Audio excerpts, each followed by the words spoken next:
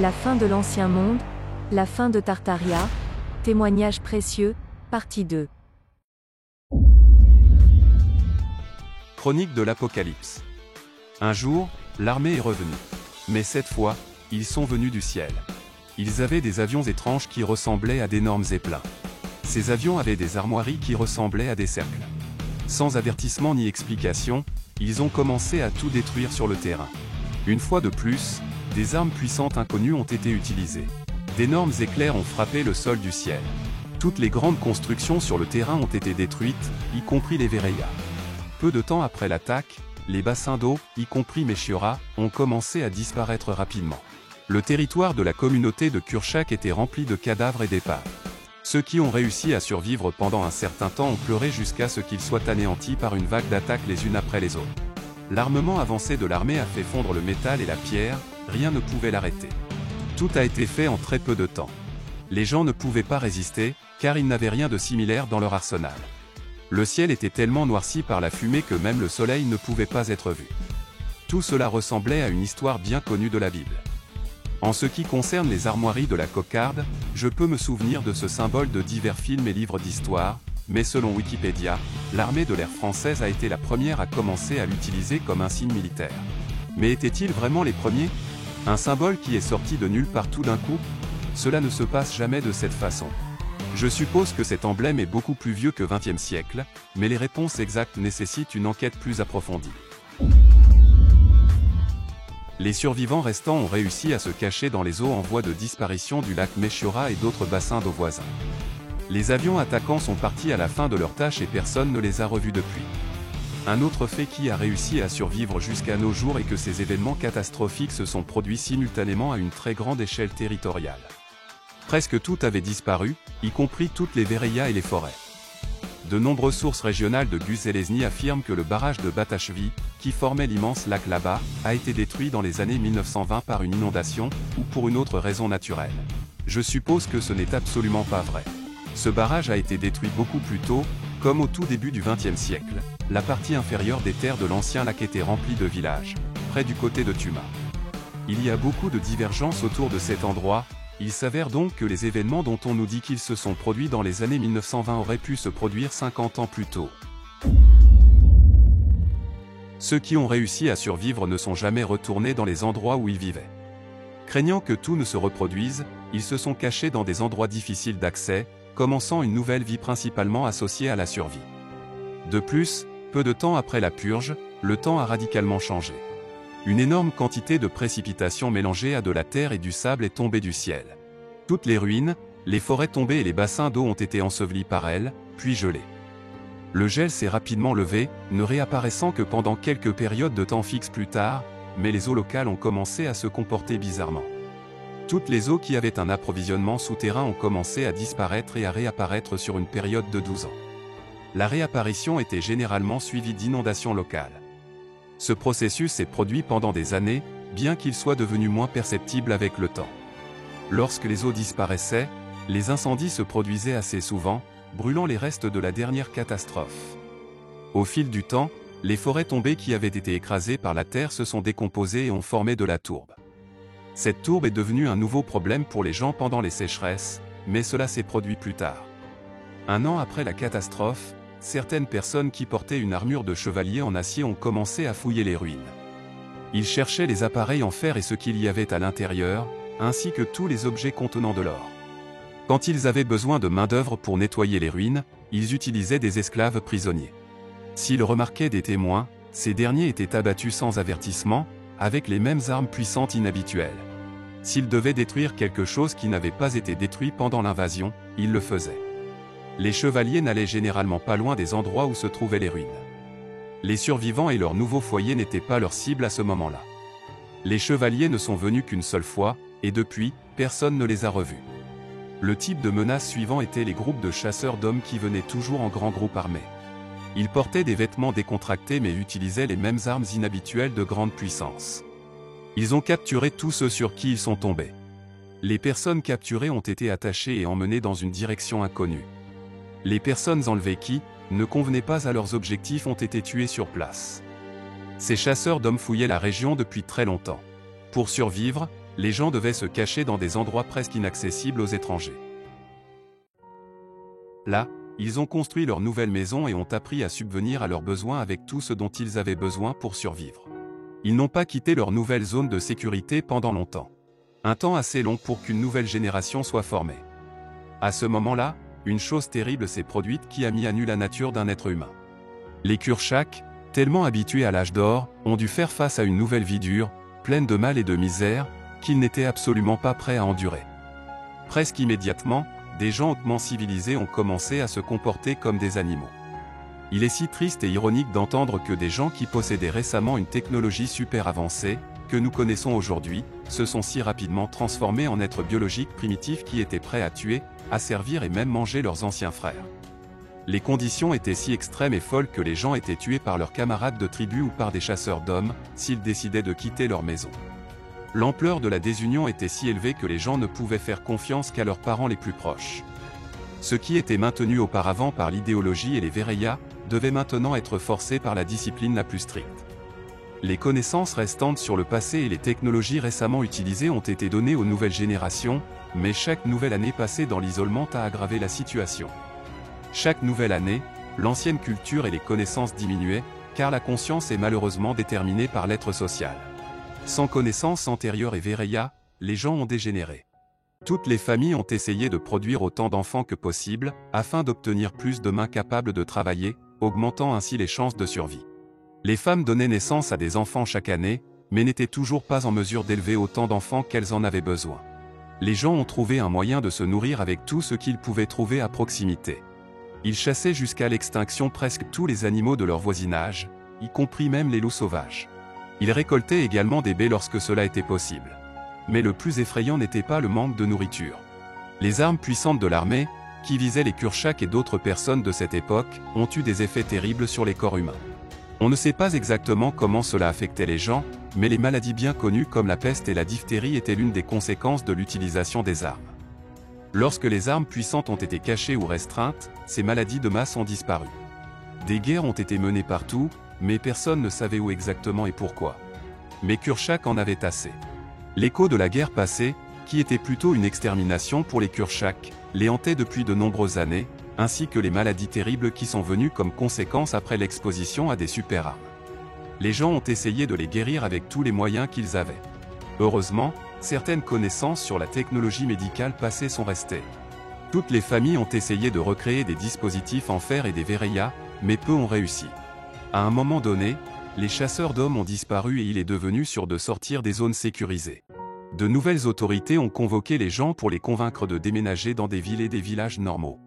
Les gens qui pouvaient encore comprendre ce qui se passait ont pris cet appel avec méfiance, il y avait beaucoup de malades mentaux. Ils sont sortis de leurs abris beaucoup plus tard, alors qu'il était complètement sûr que rien ne les menaçait. Il y avait un détail curieux que m'a dit la sœur de mon grand-père. Elle m'a raconté qu'un jour elle avait regardé un film intitulé « Des gens dans le marais ». Quand il a été diffusé à la télévision, à l'époque soviétique. Elle l'a regardé attentivement et a remarqué que l'intrigue du film lui semblait très familière. Cela ressemblait à l'histoire de la vie de son père, mon grand-père. Quand il était jeune, il a été convoqué pour sortir de l'abri aussi. Mais cela s'est passé 50 ans avant l'époque montrée dans le film. Il était difficile de le faire correspondre exactement avec la chronologie réelle.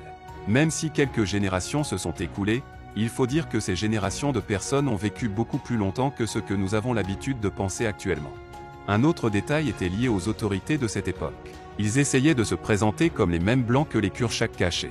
Leur uniforme avait les mêmes symboles sacrés qui avaient toujours été utilisés par les Kurchaks. Et pas seulement Kurchaks, mais par une force bien connue qui a envahi l'URSS de nombreuses années plus tard. Les Kurchaks se souvenaient parfaitement de ces symboles. Ils les ont même utilisés à des fins décoratives dans leur village pendant un certain temps, mais ont dû les remplacer plus tard par des symboles différents pour attirer moins l'attention, pour éviter les ennuis. Des gens bien informés savaient sur place qui vivaient dans une maison avec ces symboles. Mais nous devrions poser ici une autre question, comment une intrigue comme celle-ci a-t-elle pu entrer dans un film soviétique? Est-ce que tout cela pourrait être fait en utilisant le même guide? Ou peut-être que les guerres des Rouges et des Blancs sont un événement historique? Peut-être que l'époque de la guerre civile n'était rien d'autre qu'un banditisme commun pratiqué par des bandes armées? Ce qui est inévitable lors d'insurrections de même ampleur. Ils pourraient simplement remplacer les symboles les uns par les autres pour confondre tout le monde, en espérant que les gens qui se cachaient dans des abris depuis un demi-siècle ne comprendraient rien. Quand j'ai entendu cette histoire pour la première fois de ma vie, j'ai compris que quelque chose n'allait pas du tout dans notre histoire nationale. Lorsque les Kurchaks n'ont plus été persécutés, ils ont tenté de retrouver leurs compagnons de tribu. Il s'est avéré que leur histoire n'était pas meilleure. Mais même ceux qui ont été trouvés se souvenaient à peine de leurs racines historiques, seuls les aînés se souvenaient d'au moins quelque chose. Vestige de la ville de Kurchak près de l'ancien lac Pleshevo. Actuellement, une chapelle située près de l'autoroute entre Moscou et Yaroslavl. La même image pouvait être vue sur la côte baltique. Seules les colonies situées à Vybor ont partiellement réussi à survivre. Les nouvelles autorités qui ont appelé tout le monde à sortir de leurs abris et à commencer une nouvelle vie normale se sont avérées être une vérité révélatrice. Chaque famille a reçu une propriété foncière de son choix. Mais personne ne s'est dépêché de sortir de l'abri.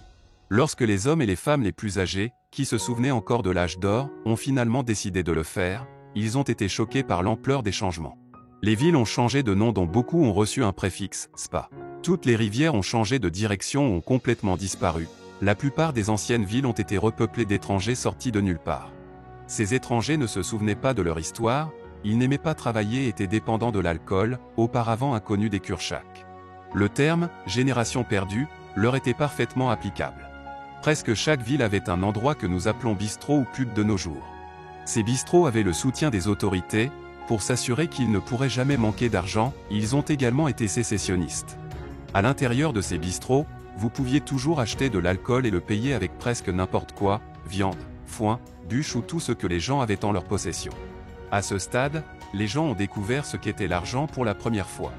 C'était une période terrible en termes d'économie, il n'y avait pas de forêt, le sol donnait à peine des récoltes, peu de gens avaient du bétail.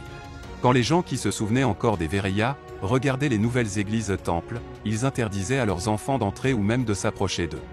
Les dispositifs techniques sophistiqués et la connaissance du passé avaient disparu. Les gens construisaient leurs maisons à partir de zéro, en utilisant des matériaux improvisés. Personne ne pouvait même obtenir de la fonte. Les dispositifs de fer qui ont réussi à survivre ont été rendus illégaux par le gouvernement, ils les ont même appelés antéchrist et semences du diable. Voyant tout cela, les communautés Kurchak restantes se sont abstenues de quitter leurs abris. De plus, ils ont décidé de construire de nouvelles communautés et de nouveaux villages, mais loin des endroits où vivaient les gens ordinaires. Pendant un certain temps, tout s'est déroulé selon le plan, les nouveaux villages ont été isolés et n'ont eu aucun contact avec des étrangers, bien qu'il y ait parfois eu des contacts, ce qui a surtout entraîné des conflits. Les relations avec les autorités étaient les mêmes que partout, elles payaient des impôts obligatoires et rien de plus. Les communautés ont essayé d'éviter complètement tout contact ou entreprise avec le nouveau gouvernement et la société. Ils avaient leur propre société autosuffisante. Dans le même temps, les Kurchaks ont commencé à construire et à utiliser secrètement de nouveaux Vereyas dans leurs cachettes difficiles d'accès. Observant toutes les précautions nécessaires, ils y amenaient des enfants et des malades pour la guérison et d'autres procédures. Malheureusement, ces Vereyas sont souvent devenus la cible de pillards, qui cherchaient les engins en fer. Dans les bistrots mentionnés ci-dessus, ces appareils pouvaient être échangés contre n'importe quoi, y compris de l'or et du platine, en tant que service spécial. Beaucoup de Kurchaks se sont tellement habitués à vivre en exil qu'ils n'ont jamais quitté leur retraite. Certains ont même refusé d'accepter leurs parents qui étaient partis à un moment donné pour vivre dans des villages ordinaires. Tout au long de ma carrière, j'ai souvent eu affaire à des archéologues qui enquêtaient sur les chantiers avant le début des travaux. Ils ont partagé quelques faits curieux avec moi. Par exemple, la plupart des objets culturels de la Russie avaient déjà été catalogués à l'époque de l'URSS. Dans tout le pays, des milliers de sites archéologiques sont dispersés.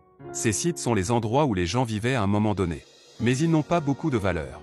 La vraie valeur est généralement cachée à 3 mètres sous le niveau du sol, et tous les archéologues le savent.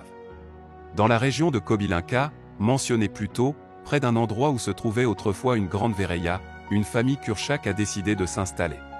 Pour être plus précis, ils ont en fait construit un nouveau village là-bas, à l'ancien emplacement du lac Merchiora. Les vestiges de ce lac peuvent encore y être trouvés, sous la forme de petits étangs. Chaque maison de ce village avait une famille avec beaucoup d'enfants. Les familles avec peu d'enfants ont été critiquées et blâmées. Cette famille, qui a fondé le village, a même réussi à construire de nouvelles Vereyas, bien qu'on ne sache pas à quoi elles ressemblaient. À la fin du 19e siècle, maintenant nous pouvons dire avec certitude en termes de chronologie moderne, mon arrière-grand-père est né dans ce village. Il avait au moins 5 frères qui ont réussi à vivre jusqu'à un âge très avancé. Il y avait aussi un autre village à proximité, construit par une autre famille, où mon autre arrière-grand-père et arrière-grand-mère sont nés. La vie et les communautés y étaient progressivement florissantes, bien qu'ayant un mode de vie un peu inhabituel. Les frères aînés de mon arrière-grand-père se sont avérés être des gens entreprenants. Heureusement, ils ont en quelque sorte reçu les connaissances techniques du passé qui ont déjà été oubliées. Malgré toutes les tendances de la vie moderne, les frères ont décidé de ressusciter la production d'appareils en fer. Et ils ont réussi à le faire. Pour des raisons évidentes, ils ne pouvaient pas et ne voulaient pas le faire ouvertement, alors ils l'ont couvert avec un atelier qui produisait prétendument des produits chimiques. Ils ont situé cet atelier au premier étage du bâtiment représenté, oui, ce bâtiment existe toujours. Les affaires de l'atelier ont permis aux frères de fournir à toute la ville tous les produits chimiques nécessaires. Après, ils ont également commencé à produire des médicaments. Vereya est également devenu beaucoup plus avancé, mais cette information a été conservée dans un cercle familial très serré. L'un des frères a également lancé une entreprise de photos, qui était partiellement liée aux produits chimiques, et était assez nouvelle et exotique pour la région. L'entreprise familiale était florissante.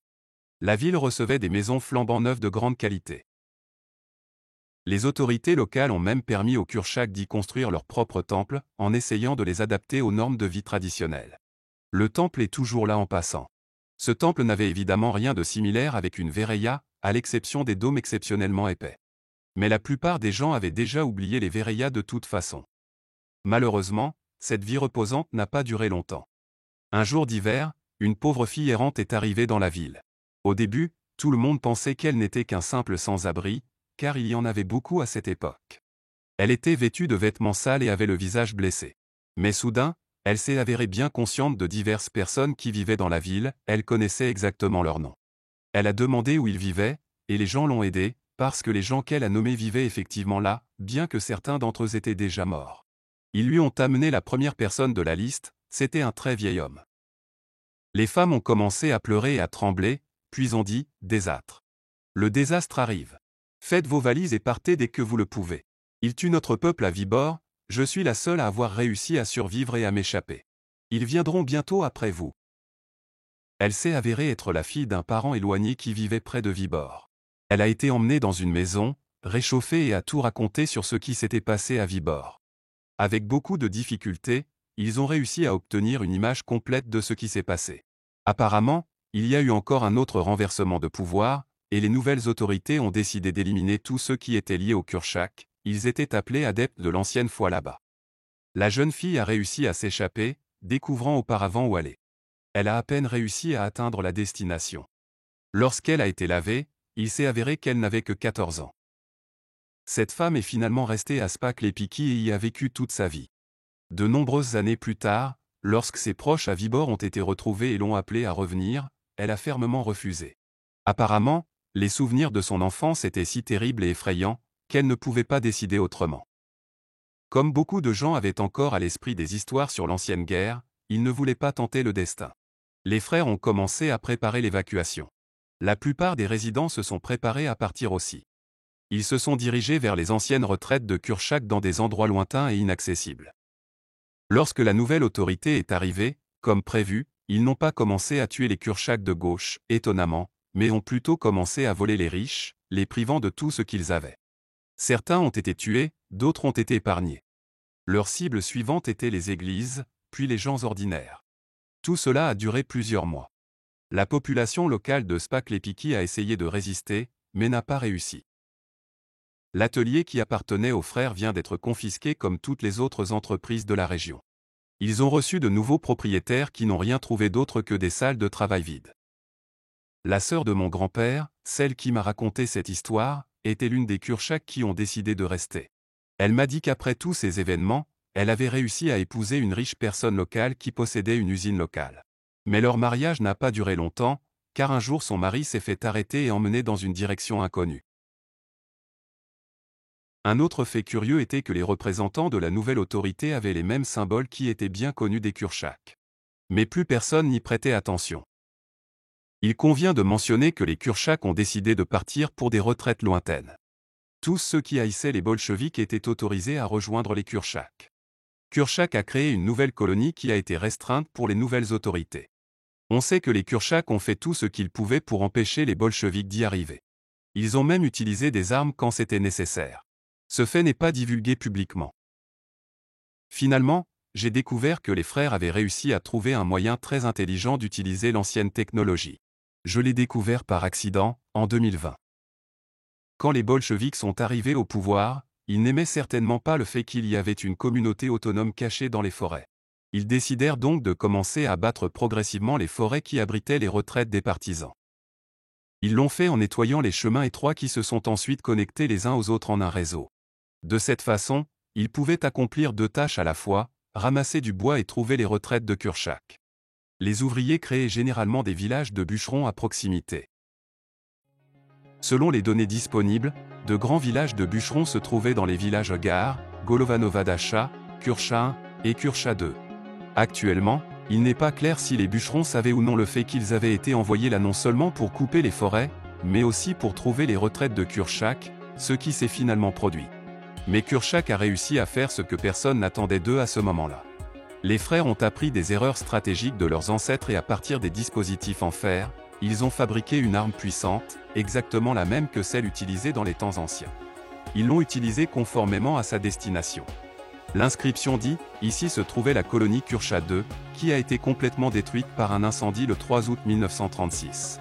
La croix est installée au-dessus de la fosse commune, où plus de 1000 personnes ont été enterrées. Ces personnes ont été victimes du terrible événement, connu sous le nom d'été noir de 1936. Cette arme n'était pas seulement une substance chimique spéciale de l'atelier, mais plutôt un ensemble de modules portables assemblés dans des cadres métalliques ressemblant à des tentes, TIPA, ainsi qu'à des câbles métalliques et des canons. Quoi qu'il en soit, ce n'est qu'une idée approximative de ce à quoi il pourrait ressembler, donc je ne suis pas sûr à 100% de son design. Au fait, j'ai utilisé le mot TIPA, tour en français, dans un but. La plupart des gens connaissent ce mot aux échecs, mais de nos jours, cette figure s'appelle tour en français. Ce nouveau terme a été mis à la place de l'ancien pour faire oublier aux gens le sens original et son apparence.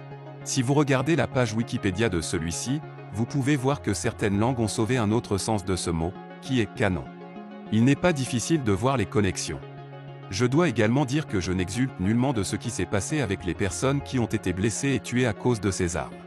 Je suis désolé pour toutes ces personnes qui sont mortes ainsi que pour leurs proches, à la fois accidentels et ceux qui sont délibérément allés traquer les Kurchaks. L'histoire cachée de cet événement est recueillie pièce par pièce à partir des entretiens avec divers témoins oculaires, enregistrés au fil des ans. Voici une description de ces événements par un témoin oculaire. Klemenov, un vétéran de guerre, qui avait sûrement vu beaucoup. Nous n'avons pas vu un tel feu, même pendant la guerre. Il se déplaçait à travers la forêt avec un rugissement terrible. Sa vitesse était si élevée que presque personne ne pouvait y échapper. Le feu a atteint tout et tout le monde. Des vaches, des chevaux, des petits animaux, des oiseaux, tous sont morts. Même les poissons ont bouilli dans l'eau. Il semblait que la forêt ne brûlait pas seulement mais explosait. Des tourbillons de feu et de fumée noire s'élevaient vers le ciel. Je pensais que le monde entier brûlait. Une histoire d'un autre témoin, Uliana Pavlovna Vodorozova, qui a vu l'incendie alors qu'elle n'avait que 15 ans. J'ai vu d'énormes boules de feu qui volaient quelque part dans la forêt. Je me souviens comment l'une de ces balles a frappé un bâtiment voisin. Tant de gens ont été brûlés. Certains ont essayé de se cacher dans un puits, mais en vain. Tout était en feu, des milliers de personnes sont mortes ce jour-là, des milliers. Je vais vous en dire encore plus durant cette terrible journée, même les maisons des villages voisins ont pris feu. Cela avait l'air extrêmement étrange, parce que les objets ont flambé à partir de rien. Personne ne pouvait comprendre ce qui se passait réellement. La véritable histoire derrière cet événement a été classée, et l'est toujours. Les victimes ont été enterrées peu après l'incident. Raison officielle de l'incendie, temps sec et combinaison de circonstances malheureuses. Le gouvernement a même aidé financièrement les gens à reconstruire leurs maisons pour aplanir la situation. Juste après l'incident, les autorités ont fermé par réflexe toutes les églises de la région, ce qui a provoqué une protestation sans précédent de la population locale. À certains endroits, ils ont même dû utiliser la force pour calmer les manifestants. En outre, le gouvernement a déplacé plusieurs unités militaires entièrement armées dans la région de Kurcha 2. Lorsque les Kurchaks ont obtenu cette information, ils ont compris qu'il était inutile de continuer leur résistance et ont décidé de cacher leur équipement et de se disperser. De cette façon, le premier et probablement le dernier combat entre les Kurchaks et les Rouges, avec un score déséquilibré. Quelque temps plus tard, en 1936 ou même un peu plus tard, 3 familles soviétiques communes sont arrivées à Mourom, c'était d'anciens Kurchaks. Ils ont reçu 3 appartements du gouvernement dans une maison de 2 étages. Ils avaient des cartes d'identité de paysans ordinaires avec une histoire parfaitement propre, on ne sait pas comment ils ont obtenu ces pièces d'identité. Plus tard, ils ont réussi à trouver des emplois. L'un d'eux a obtenu un emploi de chauffeur dans une école locale, située dans une vieille église. La sœur de mon grand-père vivait dans un village à cette époque et a réussi à se marier pour la 2e fois. Mais elle avait un problème, ses enfants continuaient à tomber malades de la diphtérie. Tous ses enfants continuaient à mourir, un par un. Elle a parlé du problème à ses proches à Mourom et ils ont trouvé une solution. La personne qui travaillait comme chauffeur connaissait la nature des appareils en fer et utilisait son travail pour vérifier le bâtiment dans lequel il travaillait pour les appareils mentionnés ci-dessus.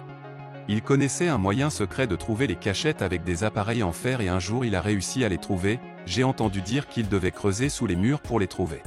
Maintenant, il avait une tâche tout aussi difficile de transférer ces appareils à Spak-Lepiki de Mourom. La route impliquait des changements à 3 stations, ce qui était trop dangereux. Il a donc été décidé d'utiliser un traîneau, avec le paquet caché à l'intérieur, et le tout simulant le transport d'une personne malade. Le colis a finalement été livré, mais malheureusement, cela n'a pas aidé à guérir les enfants. Ils ont même réussi à obtenir des appareils supplémentaires d'anciennes cachettes de Kurchak, mais ils n'ont pas aidé non plus. À cette initiative, les appareils ont été conservés dans un endroit sûr à l'intérieur de la maison. Ils ont été utilisés dans tous les rituels, procédures secrètes en utilisant un cadre métallique spécial. Au cours de l'hiver 1973 à 1974, j'ai subi un certain rituel initiatique, qui aurait coûté leur carrière à mes proches, si quelqu'un l'avait découvert. Plusieurs années plus tard, nos appareils en fer ont été volés, mais nous ne pouvions en parler à personne, pour des raisons évidentes. Les années ont passé, puis est arrivée la Seconde Guerre mondiale. Heureusement, chaque personne de notre famille qui est allée à cette guerre est revenue saine et sauve, avec un tas de décorations et de médailles. Les 3 familles ont donné naissance à des enfants. L'un de ces enfants était ma mère, ainsi que mon oncle, dont je vous parlerai bientôt. C'étaient des familles soviétiques ordinaires qui vivaient une vie ordinaire, même si elles avaient des secrets, personne ne les connaissait. Mon oncle mérite sa part dans cette histoire. C'était une personne prédestinée depuis son enfance. Pendant ses années d'école, il a commencé à fréquenter un club de geeks à la radio. C'était une chose populaire à Mourom à cette époque, car la ville produisait diverses technologies radio, robots à usage civil et militaire. C'était un passe-temps de longue date de mon oncle. À un moment donné, mon oncle a réussi à découvrir le secret des dispositifs en fer, ce qui n'est pas surprenant, étant donné que tout est interconnecté en termes de physique. Bien que je n'exclus pas la possibilité de la contribution de ses proches. Un jour, il a même réussi à obtenir le remplissage interne de substance d'un appareil en fer. Je ne sais pas où il a pu trouver ça, peut-être l'a-t-il trouvé dans un bâtiment abandonné ou peut-être dans une usine militaire. Mais il savait qu'il pouvait être détecté, alors il le cachait dans un hangar loin de la maison.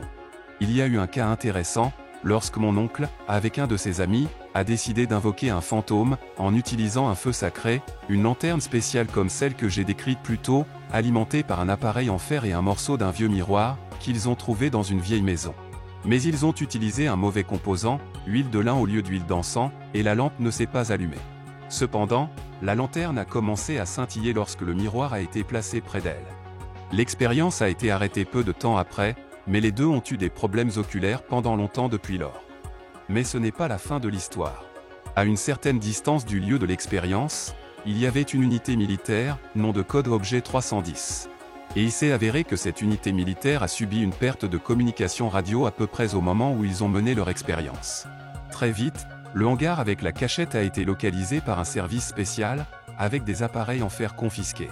Heureusement, mon oncle a réussi à s'en tirer en jouant au fou, et en prétendant qu'il avait trouvé ces appareils par accident. Depuis, mon oncle était plus prudent. Au fil des ans, il a réussi à faire une carrière décente, qui a pris un rang militaire assez élevé. Il travaillait dans une installation de haute sécurité, qui produisait des radars militaires de haute technologie. Son rôle était d'accompagner les marchandises exportées lors de leur expédition vers des pays étrangers. C'est tout ce que je sais de son travail. Je ne le voyais pas souvent, mais depuis 1980, nous sortions de la ville ensemble chaque été. Je me souviens qu'en 1982, mon oncle a apporté avec lui un appareil photo avec une loupe, une lampe et une chose qui sert à développer des films. Quand je lui ai demandé pourquoi il avait apporté tout cela, il a répondu qu'il était grand temps que j'apprenne quelque chose de nouveau et d'utile. Il m'a montré tout ce que j'avais besoin de savoir en tant que débutant et a ajouté ceci. Essaie de prendre des photos dans certains bâtiments anciens, mais nécessairement avec les lumières électriques allumées, même si c'est le jour. Si tu obtiens quelque chose comme ça, il m'a montré une photo, dis-moi où tu as fait cette photo. Cette photo particulière a été prise au début du XXe siècle. À la question, pourquoi? Il a répondu très vaguement, certains bâtiments anciens ont encore des lustres d'époque, et je veux en trouver un original. Une autre raison est que seuls ces vieux lustres provoquent l'effet étrange de la photo en raison de la dispersion de la lumière. J'ai essayé de faire des photos selon ces instructions dans de nombreux endroits, mais je n'ai pas eu de chance d'obtenir l'effet désiré.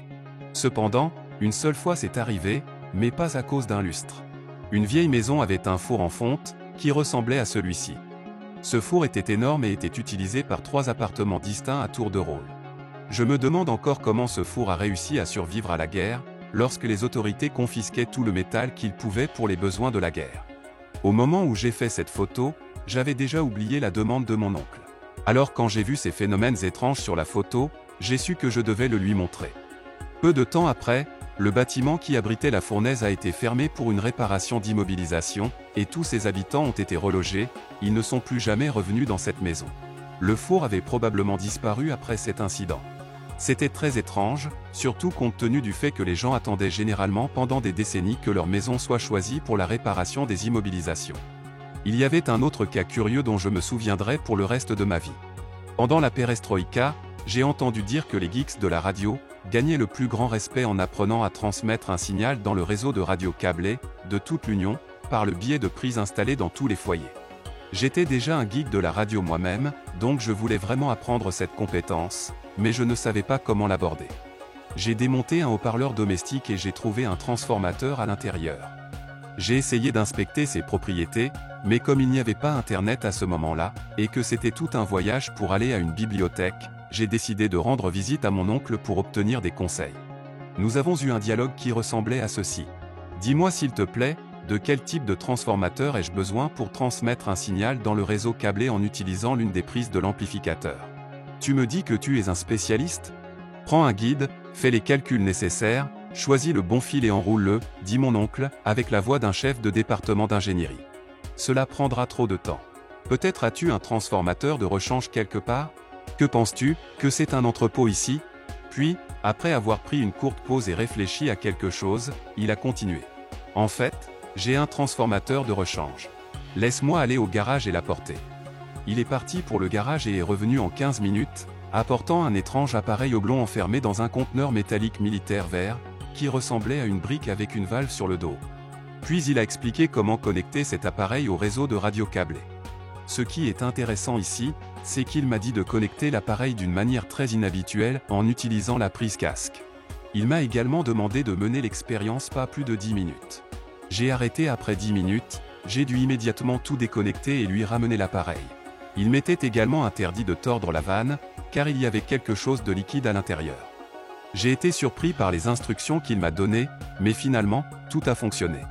Un jour d'été, pendant une pause pour le déjeuner, lorsque le réseau de radio câblé de toute l'Union a été éteint pendant 1 heure, comme d'habitude, certains citoyens soviétiques ont été un peu choqués quand ils ont entendu une chanson populaire de l'époque diffusée à la radio gouvernementale. Encore plus surpris étaient les autorités locales, situées à proximité. Mais heureusement pour moi, personne n'a découvert que je l'avais fait. La transmission du signal s'est déroulée sans aucun problème, malgré le fait qu'il était considéré comme impossible de transmettre un signal dans le réseau via la prise du casque. Une autre chose curieuse que j'ai remarqué concernait le fil qui était relié à la capsule avec du liquide. Il s'est électrifié d'une manière inhabituelle. Quand j'ai tout dit à mon oncle, il m'a dit quelques mots d'éloge et a dit que l'industrie militaire soviétique est capable de faire l'impossible et peut résister à n'importe quelle guerre. Peu de temps après cette occasion, mon oncle est mort. Je me souviens qu'il est parti à Moscou, pour assister à l'une de ses réunions ordinaires liées à son travail. Sur le chemin du retour, il n'a réussi qu'à monter dans un train, puis a soudainement eu une crise cardiaque. Décédé presque immédiatement. Il avait moins de 50 ans. Bientôt, le pays est tombé aussi, ainsi que son industrie militaire. Au fil des ans, j'ai pensé qu'il avait certainement fait quelque chose en rapport avec une chimie spéciale, basée sur les connaissances de nos ancêtres. Je ne sais pas s'il l'a fait pour le gouvernement ou pour lui-même, mais est-ce vraiment important maintenant? Ce pays est parti, oncle est parti aussi. La mère de mon oncle était une deuxième sœur de mon grand-père. Le père de mon oncle était originaire de Meschiora. Il s'y est marié, avant même de déménager à Murom. Malgré le passé mystérieux de sa famille, le père de mon oncle est allé à la guerre et a survécu. Il était officier politique et instructeur, bras politique, et savait tout à ce sujet. Cependant, il a pris sa retraite du service militaire en 1953, officiellement en raison de problèmes de santé, mais en réalité, en raison du fait qu'il ne pouvait pas accepter le nouvel état des choses dans le gouvernement et le pays. Il se débrouillait avec sa pension militaire, passait son temps à regarder la télévision ou à faire des mots croisés. Parfois, il se saoulait et parlait à la télévision. Mais pendant ces moments, il était purement honnête et disait des choses très étranges. Selon lui, la WW2 était la plus grande arnaque du XXe siècle, et que c'était loin d'être une vraie guerre mondiale. Il n'arrêtait pas de dire qu'il n'y avait pas de véritable socialisme, et que Staline était la seule raison pour laquelle ils étaient tous vivants. Au fil des ans, j'ai réalisé que ces paroles étaient vraies à 100%. Tout pays, quel que soit son ordre politique, peut être divisé en deux groupes. 1. Les citoyens ordinaires pour lesquels il existe des lois, de l'histoire officielle, et d'autres choses. 2. Un petit groupe de personnes qui les contrôlent. Ce groupe de personnes peut même contrôler un tas de pays différents, qui se considèrent comme indépendants. Il n'y a pas de règles ou de lois qui peuvent les restreindre. La seule vraie guerre a eu lieu au XIXe siècle, quand l'Eurasie a été anéantie et que le changement de pouvoir s'est produit. Toutes les guerres suivantes n'étaient que des tentatives de reconsidérer les résultats de la Grande Guerre. Ok, continuons. À quel endroit, les objets des Kurchaks qu'ils protégeaient si farouchement, pouvaient-ils être localisés? Supposons que les autorités soviétiques savaient exactement où se trouvaient les retraites de Kurchak et ont fait les chemins forestiers dans la bonne direction. Vous pouvez en fait trouver beaucoup de vieilles cartes RKK des années 1930 sur Internet, où de nombreux chemins étroits et impasses peuvent être vus. La carte était grande et déroutante, alors j'ai transféré les emplacements principaux sur la carte satellite moderne et les ai connectés avec une ligne. Même après avoir été démontés, de nombreux chemins forestiers, qui se ramifient à partir d'emplacements mis en évidence, sont toujours visibles sur la carte. Si vous regardez vous-même cette zone sur les cartes satellites, vous verrez ces chemins. Ils cherchaient sûrement quelque chose. Mais il n'y a aucune trace de construction ou même de reste d'entre eux. Ils pourraient être détruits ou simplement dévorés par la forêt et les marécages. Que cherchons-nous alors? Je pense que nous devrions commencer à regarder d'abord les endroits connus, comme Spaklepiki. Je n'ai même pas eu à chercher longtemps. La traversée des routes principales de Tuma forme le même schéma. Pour le voir, vous devez ouvrir la carte à grande échelle. Mais qu'est-ce que cela signifie? Si toutes ces villes sont anciennes, il devrait certainement y avoir des traits géographiques qui nous aideraient à restaurer l'ancienne géométrie.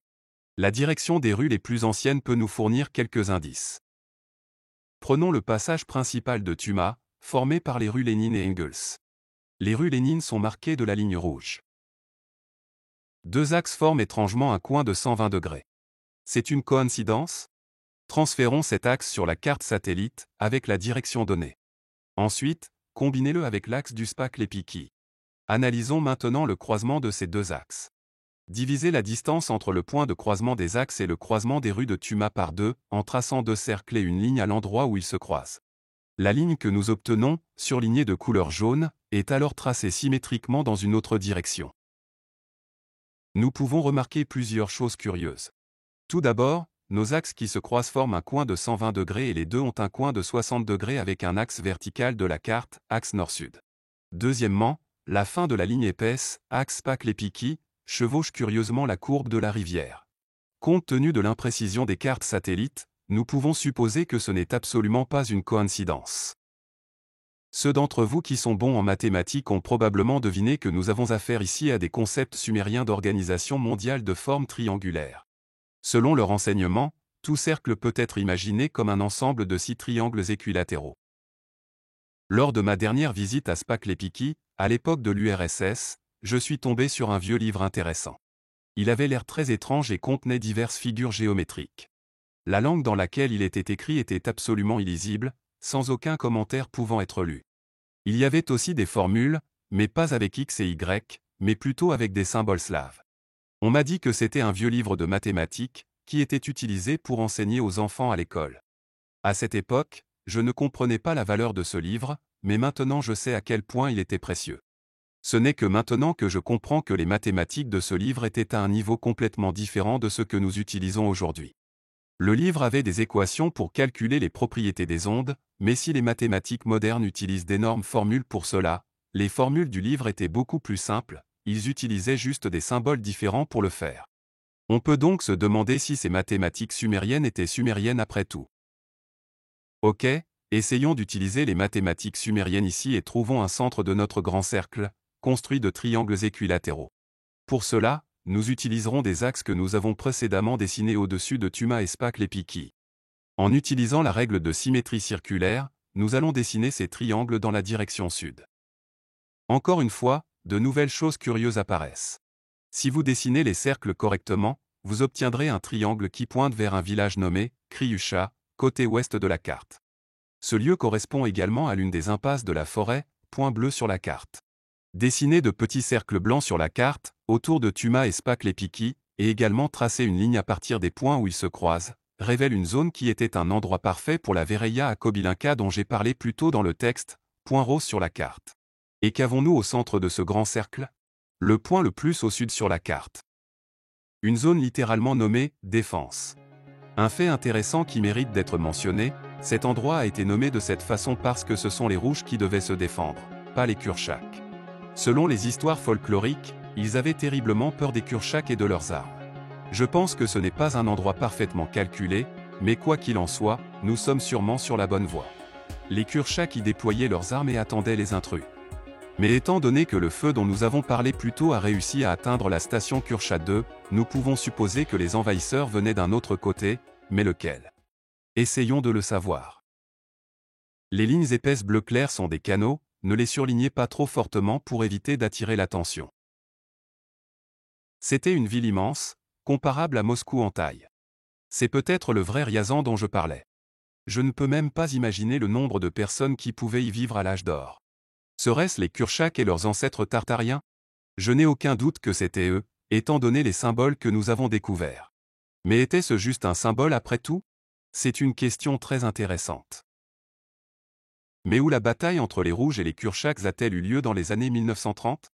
Regardons à nouveau la carte RKKA, où toutes les colonies et autres objets sont affichés, même ceux qui ont disparu il y a longtemps.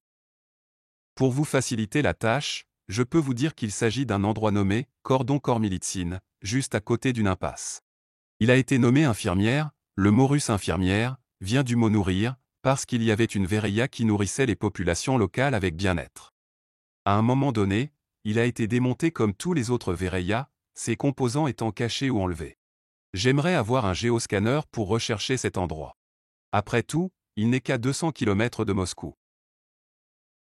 À quoi ressemblait Cordon Kormilitsine quand il était encore intact? C'est difficile à dire sans travaux géodésiques sur le terrain, mais je pense que cela pourrait ressembler à ceci. Ou ceci. Si vous cherchiez une ville semblable à Hyperborée, voici un excellent endroit pour commencer votre enquête. Il y avait même un célèbre tourbillon d'eau, mais il était souterrain. De nombreux tunnels souterrains que l'on trouve aujourd'hui ont été utilisés pour alimenter les villes en eau, et non comme des tunnels de métro comme beaucoup le suggèrent. Lorsque le système de tunnels d'eau souterrain a été détruit, il a rompu l'équilibre hydrique de la région, créant les marécages infâmes de Ryazan.